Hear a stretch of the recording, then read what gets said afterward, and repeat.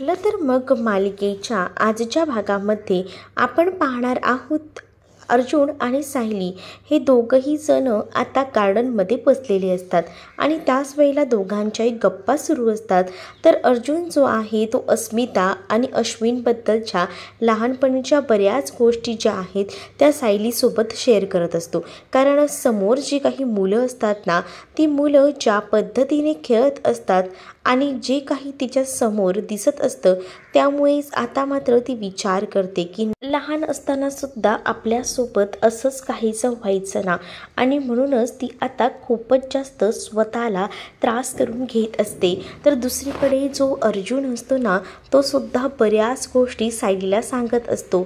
म्हणजेच त्यामध्ये ह्या गोष्टी देखील असतात की बघ ना, लहानपणी मी आणि तन्वी असेच खेळायचो आमच्या बाहेरच्या गार्डनमध्ये आणि तेव्हा ना खूप जास्त हसायला यायचं. मी तर तन्वीला खूप चिडवायचो आणि जे काही चिडवायचा ना तो ते सगळे काही बोल आहेत ना इथे असणाऱ्या या सायलीच्या कानावर पडत असतात.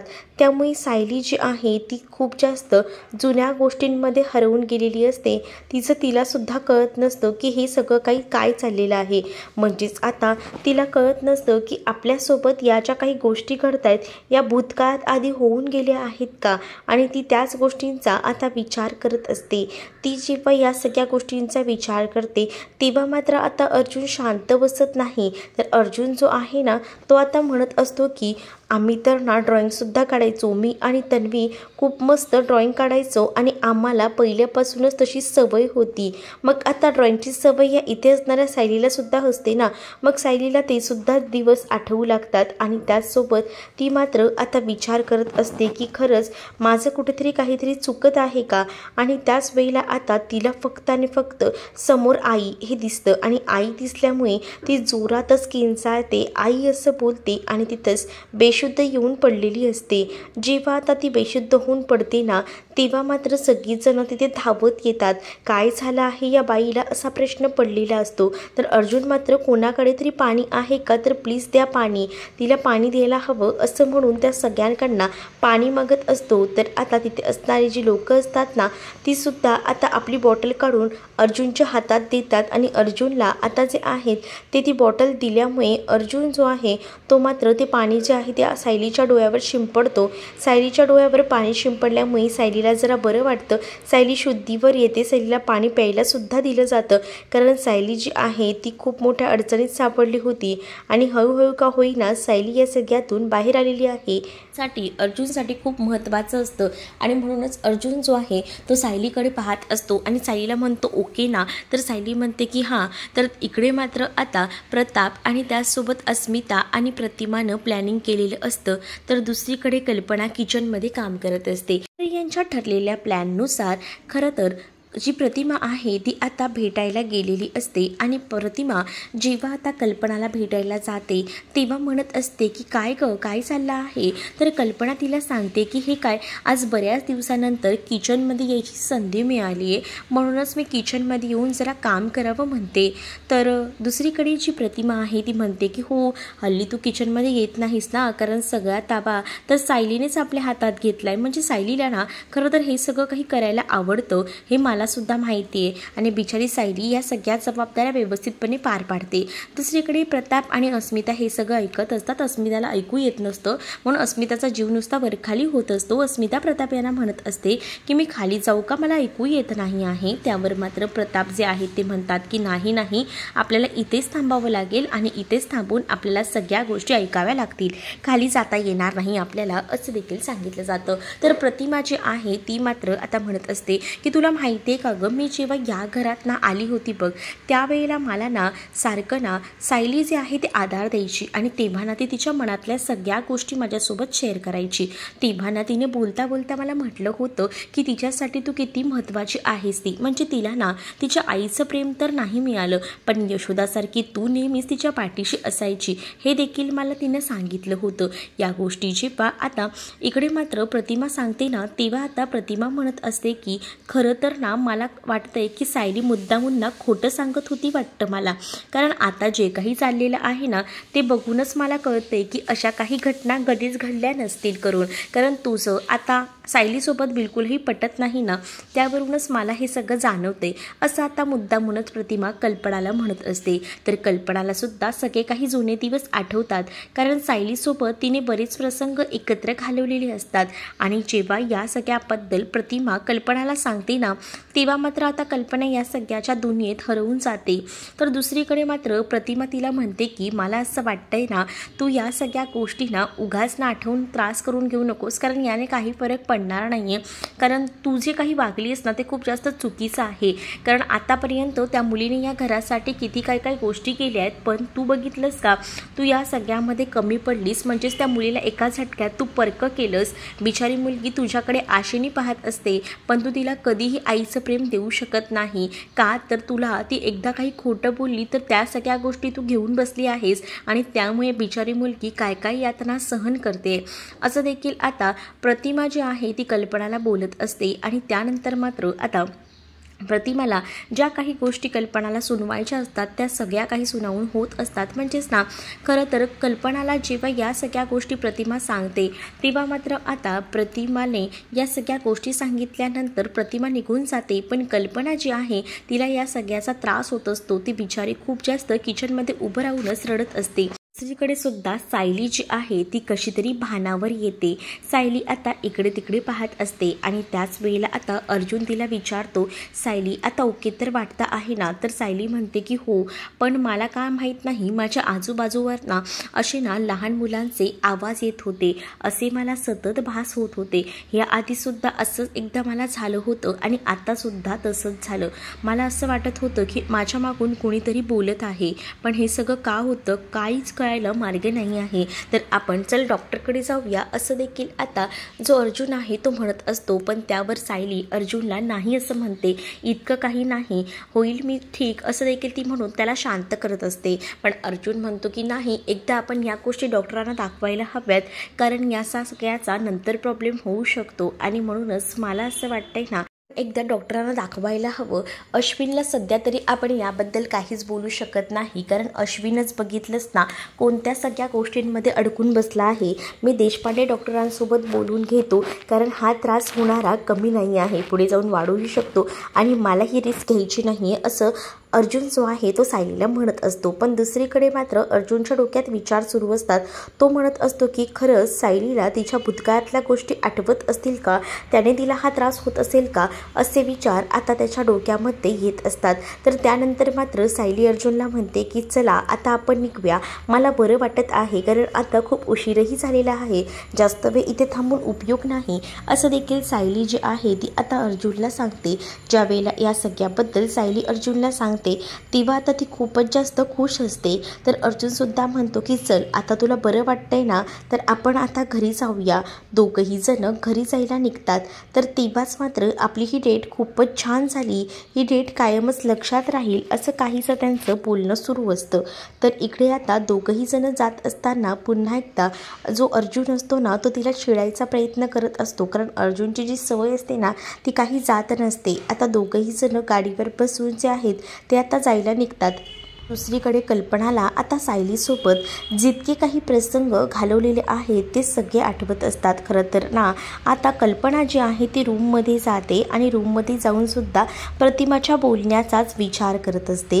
तिच्या डोळ्यासमोर सारखं तेच चित्र उभं राहत असतं की खरंच मी त्या मुलीसोबत इतकं चुकीचं वागले आहे का, म्हणजेच तिला क्षणात मी परक केलं आहे का, आणि त्यामुळे ती स्वतःला या सगळ्याचा त्रास करून घेत असते आणि ती स्वतःशीच बोलत रडत असते. तर दुसरीकडे मात्र आता प्रताप यांनी सुद्धा ऐनवेळीला सायलीला किती उलटसुलट बोलायला सुरुवात केलेली आहे. ज्या वेळेला तिला आधाराची गरज आहे त्यावेळेला आता खरं तर हे जे काही सुरू आहे ना ते मला आवडतच नाही आहे. खरं प्रताप आता रूममध्ये आलेले असतात. तर कल्पना जी आहे ती प्रताप यांना म्हणत असते की तुमचं सध्या काय सुरू आहे. त्यावर मात्र आता प्रताप जे आहेत ना ते या सगळ्याचा चुकीचा अर्थ काढतच आता म्हणत असतात की मला काही चुकीचं आहे असं वाटत नाही, म्हणजेच ना मी जे काही करतोय ते परफेक्ट एक्सपेक्ट करतोय, मी कशाला काही करू, तुला जास्तीत जास्त वेळ देता येत नाही याबद्दल तू बोलतेस का, अगं पण कामाचं प्रेशर हे किती असतं तू बघतेस ना. तर दुसरीकडे मात्र आता लगेचच कल्पना म्हणते, तुम्ही काही काय विचार करता, मी हा विचार करतच नाही आहे. मग प्रताप म्हणतात की काय झालं आहे, कसला विचार करतेस इतका, बोल ना. पण कल्पना जी आहे ती आता व्यवस्थितपणे सायलीबद्दल ती विचार करते हे बोलू शकत नसते आणि ते सुद्धा स्पष्ट देखील. आणि त्यामुळेच मात्र मुद्दामून प्रताप जे आहेत ते आता कल्पनाकडनं या सगळ्या गोष्टी काढून घ्यायचा प्रयत्न करत असतात. पण कल्पना सायलीचं नावही घेत नाही. त्यामुळेच आता प्रताप यांना कळून चुकतं की तिच्याबद्दल काळजी वाटते, पण तिला तिच्याबद्दल एकही शब्द हिला उच्चारायचा सुद्धा नाही आहे. कमाल झाली खरंच कल्पनाची, इतकं सगळं होऊन सुद्धा अजूनही तिच्यावर असलेलं प्रेम डोळ्यात दिसतंय, तोंडावरही येतंय, पण बोलून दाखवायचं नाही आहे. असाच आता प्रताप विचार करत असतात. तर दुसरीकडे आता कल्पनाची जी काही चिडचिड होत असते त्यावर प्रताप तिला म्हणतात की मला कळतंय, मी सध्या तुला वेळ देत नाही यामुळे तुझी चिडचिड होते, पण थोडं थांब, थोडे दिवस फक्त जाऊ दे, मग मी तुला वेळ देईन. तर कल्पना खूप जास्त चिडते आणि निघून जाते. ती म्हणते की तुम्हाला ना मी काय बोलते ते समजतच नाही आहे आणि रागवून निघून जाते. तर इकडे असणारे प्रताप म्हणतात की मला सगळं कळतंय, पण तुला वळत नाही आहे त्याचं काय. आणि असं बोलून ते आता हसत असतात, कारण त्याला ना सगळ्या गोष्टी ज्या आहेत त्या कळत असतात की नेमकं काय आहे आणि काय नाही. दुसरीकडे जी आहे ती सुमन आता मार्केटला जायला निघालेली असते आणि त्याच वेळेला आता रविराज तिला म्हणतात की कुठे निघालीस. त्यावर सुमन म्हणते की भाज्या संपल्या आहेत ना, त्याच आणण्यासाठी निघाले होते. हे सगळं काही वहिनी बघतात, पण आता वहिनी नाही आहेत, मग मला बघायला हवं ना. पण तुम्ही आज गेलात नाही का मुंबईला, असं सुमन विचारते. त्याच वेळेला रविराज म्हणतात की नाही, खरं तर माझं मुंबईला जायचं कॅन्सल झालं आहे, मग विचार करत होतो की सुभेदारांकडे जावं म्हणूनच तिकडेच जायला निघालो होतो. तर सुमन म्हणते की तुम्ही तिकडे जाणार असाल तर प्लीज माझं एक काम कराल का, मला मार्केटपर्यंत सोडाल का, म्हणजे तेवढंच माझ्यासाठी बरं होईल. तर लगेच सुमनला रविराज जे आहेत ते होकार देतात आणि म्हणतात की ठीक आहे जा तू, आणि मी सुद्धा इथं तुला सोडायला. तर खरं तर प्रतिमाला इतक्यात तरी मी बोलवणार नाही आहे, कारण ना प्रतिमाचा जो काही आनंद आहे ना तो तिला व्यक्त करू दे, तिला व्यक्त होऊ दे. कारण मला असं वाटतंय जितके दिवस तिला माहेरी राहायचे तितके दिवस माहेरी राहून तिला मस्त आराम करू दे, असं आता रविराज बोलत असतात. तर दुसरीकडे हॉस्पिटलमध्ये जी आहे ती आता खरं तर प्रिया जी आहे ती एकदम ऐटीत बसलेली असते. तेवढ्यातच अश्विन तिथे डबा घेऊन आलेला असतो. अश्विन जेव्हा डबा घेऊन येतो तेव्हा तिथे असणाऱ्या हवालदारला बाहेर काढतो आणि म्हणतो की थोडा वेळ तुम्ही बाहेर थांबा, मला जरा माझ्या बायकोशी बोलायचं आहे. तर प्रियाच्या चेहऱ्यावर हसू खुललेलं असतं. प्रिया म्हणत असते की तू घरातून डबा आणणार ना याचा मला इतका आनंद झाला आहे ना की आता मला खूप बरं वाटतंय. त्यावर अश्विन म्हणतो की आता तुला बरं वाटतंय का, खरंच का.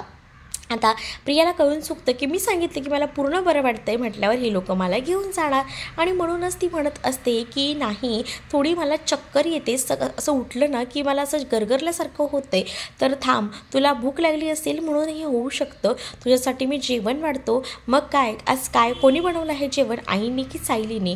तर तो काही जे आहेत ते पार्सलचे टिफिन्स जे आहेत ते बाहेर काढतो. ते बघून प्रिया चकित होते. प्रिया म्हणते की हे काय तू घरून डबा नाही आणलास का, हे तर सगळं बाहेरचं जेवण दिसतंय. त्यावर आता अश्विन जो आहे तो म्हणतो की नाही घरातून मी डबा आणलेला नाही, कारण घरातून डबा द्यायला परवानगी नाही आहे. सायलीने सगळ्यात आधी नकार दिला, ती म्हणाली की मी तुला डबा बनवून देणार नाही. आणि त्याचसोबत मग आई काहीच बोलल्या नाही का, आई ओरडल्या असतील ना तिच्यावर, आईने पण नाही दिलं का करून, असं प्रिया विचारते. त्यावर अश्विन म्हणतो की आईची सुद्धा सायलीला साथ आहे आणि त्यामुळे सायलीने हे सगळं काही करून दिलं नाही, उलट आई मलाच ओरडली की तुला काही करायचं आहे ना ते बाहेरचं आणि कर, म्हणूनच मी बाहेरून तुझ्यासाठी टिफिन घेऊन आलो, असं देखील अश्विन सांगतो. तर दुसरीकडे आता सायली अर्जुन घरात येत नाही तोपर्यंत या अस्मिताचा सासूवास करायला सुरुवात होतो. अस्मिता जी आहे ती आता सायलीला ऑर्डर देत म्हणत असते की आलीस का नवऱ्यासोबत फिरून डेटवर जाऊन, आता सारखं सारखं जायचं नसतं, आता घरातल्या कामाला लागायचं असतं. काय आहे ना की आता घरात सणवार येत आहेत तर घरात इतरही कामं आहेत ती सुद्धा करायची असतात, जरा देवाची भांडी घासायची आहेत तांब्या पितळेची, असं देखील सांगण्यात येतं. आणि त्याच वेळेला मात्र आता तिथे येते आणि विमल जी आहे ती अस्मिताला म्हणते की अस्मिता ताई, तुम्ही जी देवाची भांडी कसायला सांगताय ना, ती सगळी काही मी घासते, पण सायली बहिणी आत्ताच आल्या आहेत तर त्यांना थोडा आराम करू दे. पण अस्मिता नाही म्हणते. अस्मिता म्हणते की आता तर मस्त ती बाहेर जाऊन आरामच तर करून आली, तिच्या नवऱ्यासोबतच तर ती बाहेर गेली होती ना, मग आता कामाला लागायला नको का? तसंही आईनेही दिवसभर किती कामं केली आहेत, बिचारी माझी आईसुद्धा दमलीच असेल ना. तर दुसरीकडे कल्पना जी आहे ती आता अस्मितावर चिडत असते आणि अस्मिताला म्हणत असते की अस्मिता जरा शांत होतेस का? किती तो आवाज आणि कशाला इतकी बडबड, काय झालं आहे तुला?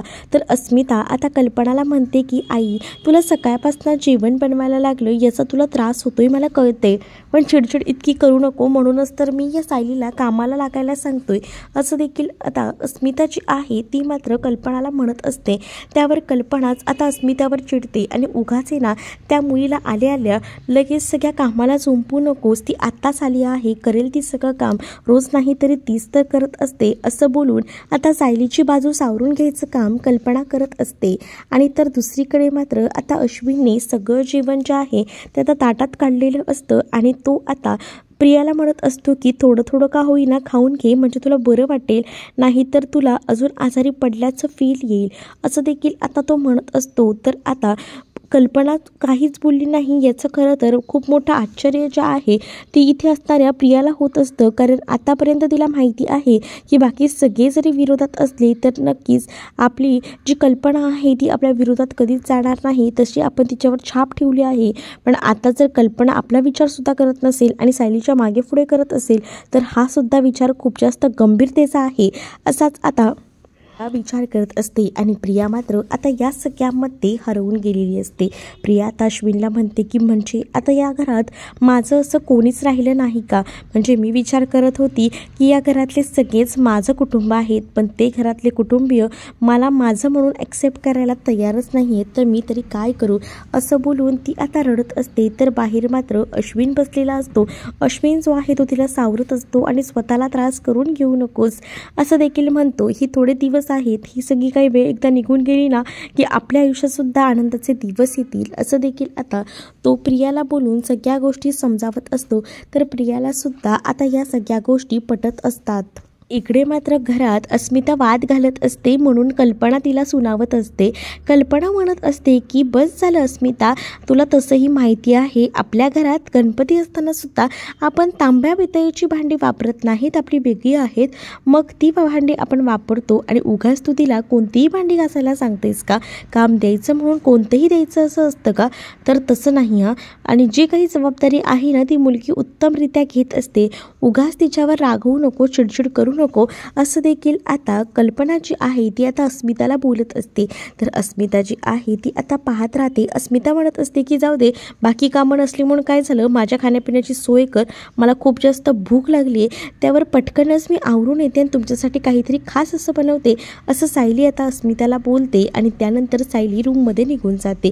तर दुसरीकडे अस्मिता, अर्जुन, प्रतिमा आणि त्याचसोबत प्रताप हे चौघही जण खुश असतात, कारण त्यांचा प्लॅन हळूहळू का होईना वर्क होत असतो. कल्पनामध्ये बरेचसे बदल घडत असतात आणि हे त्यांना त्यांच्या डोळ्यांनी जाणवत असतात. तर दुसरीकडे मात्र आता पाहायला मिळतं ज्या काही गोळ्या ज्या आहेत त्या खरं तर मागवून घेतलेल्या असतात सायली अर्जुनने, आणि डॉक्टरांना सुद्धा बोलवलेलं असतं, कारण गोळ्यांमध्ये काहीतरी त्यांना प्रॉब्लेम वाटतो.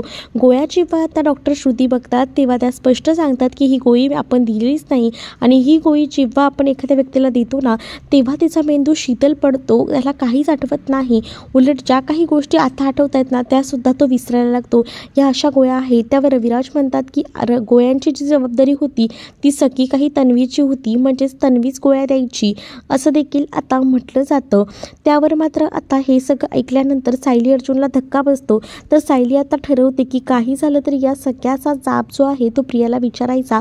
हॉस्पिटलमध्ये तडक आता सायली जाते आणि त्यानंतर मात्र प्रियाला म्हणत असते की तू प्रतिमा आत्याला त्या गोळ्या का देत होतीस आणि याचं कारण काय आहे हे मला ऐकून घ्यायचं आहे, आणि जर तू हे काही सांगितलंच नाही ना तर लक्षात ठेव मी तुझी अवस्था काय करेन ते. म्हणजे तू ही गोष्ट मुद्दामून म्हणजे त्यांची मेमरी परत येऊ नये यासाठी प्रयत्न करतेस, म्हणजेच मोठं काहीतरी गुपित दडलेलं आहे या सगळ्याच्या मागे, हे सुद्धा सायलीला कळून चुकलेलं असतं आणि म्हणूनच सायलीने आता एकदम कडक शब्दातच प्रियाला सुनावलेलं असतं.